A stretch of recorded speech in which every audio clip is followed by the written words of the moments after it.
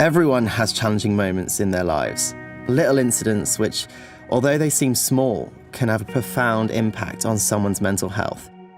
It just so happened that for me, one of my little moments was in front of millions of people. During my first dive at the 2012 Olympic final, Now the opening dive for Tom Daley. the flashes that came from the audience's cameras caught my eye and I lost where I was in the air. That's a 4-star for Tom Daley. When I hit the water, I immediately went over to the referee. Tom has been given permission for a redive, right? He needs to compose himself now. But the pressure of the competition and the fact there were millions of people watching from around the globe and expecting me to win at a home Olympics had a profound and long-lasting impact on my mental health. Every time I tried to perform the dive, I was taken back to that exact point in time. Look at this, you can see the flashes going on. My body pretty much refused to perform a dive I'd spent years learning and perfecting. Because from a mental perspective, I didn't want to remind myself of what was an incredibly traumatic experience.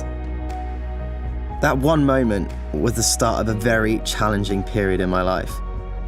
Over the next few months, I moved from my hometown of Plymouth to London. I changed my coach, meaning I had to start working on a new professional relationship. Perhaps the biggest change in my life, though, was coming out, and that brought a whole new level of pressures and expectations. In a nutshell, I was juggling so much in one go and wasn't giving myself enough care and attention. And this started manifesting itself in a number of different ways. I was barely sleeping, obsessing over every little detail, even avoiding the little cracks in the pavement for fear of jinxing myself and giving myself bad luck. Diving is all I've ever known. It's my one true passion. But all of these pressures weighed so heavily on me that in February 2013, I made the decision to quit the sport. It just so happened I had a scheduled trip to LA, and this was the start of a brand new chapter in my life. I met Lance, who's now my husband.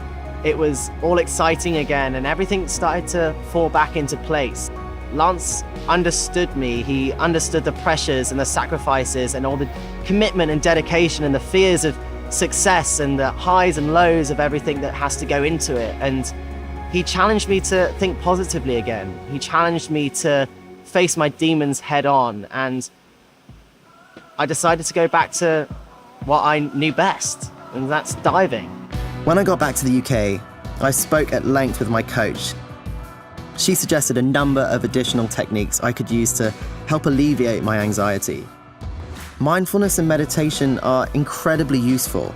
I have a stressful, pressurized job, and even taking 10 minutes out of your day to take a breath, step back and think about things from a different perspective is super important.